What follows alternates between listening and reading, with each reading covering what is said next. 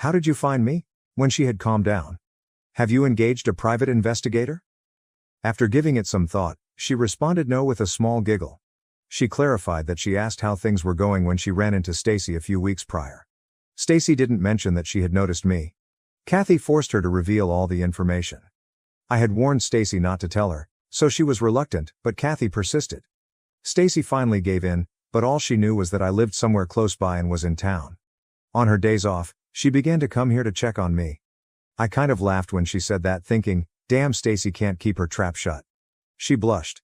We ultimately decided to have dinner at a charming little spot with a patio. I made sure we didn't drink anything since I wasn't going to give her a reason to be kind to me or say she wasn't so inebriated that she couldn't drive back. In fact, we had a good conversation. I then escorted her to her vehicle.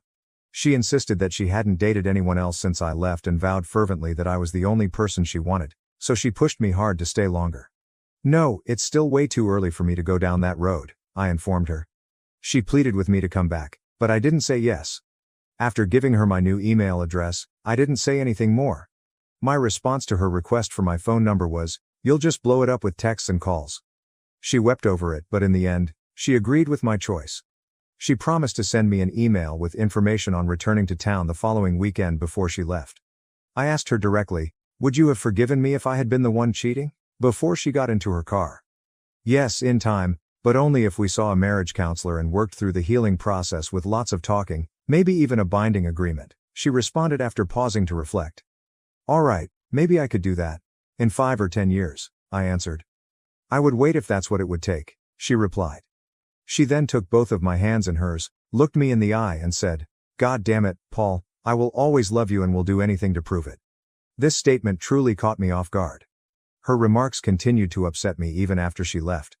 She had spoken those words so firmly. However, I was still unable to envision us reuniting. Even though I felt better about the incident, I was unable to perceive her as a friend at this time. Perhaps a friend, but even that was a mystery.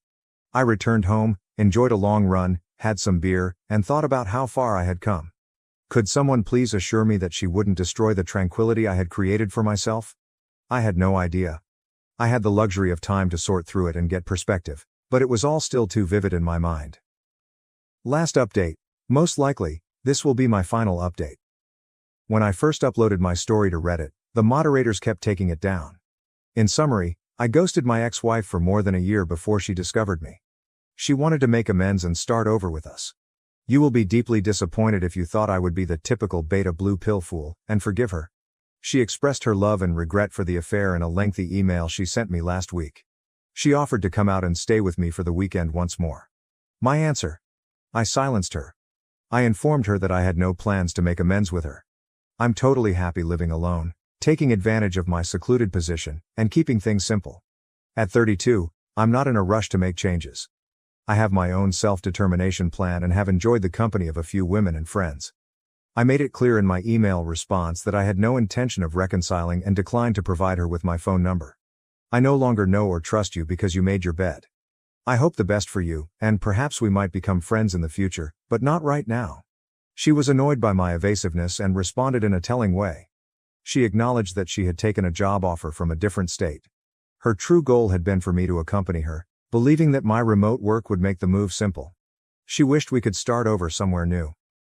She wanted to visit me in person to attempt to persuade me because she was running out of time before moving. Luckily for me, her time was up because I had a week of business travel scheduled. I'm grateful. I will no longer have her in my life. She will soon recognize that her time with me is over, but I anticipate receiving a few more emails. She'll need to find someone else, and she might even cheat on them. To anyone reading this, make the most of your life. Let go of the past and give yourself the strength to go on. To all of you, good luck. Thank you for watching. If you haven't subscribed yet, please do so and hit the notification bell to stay updated with more shocking real-life stories happening around you.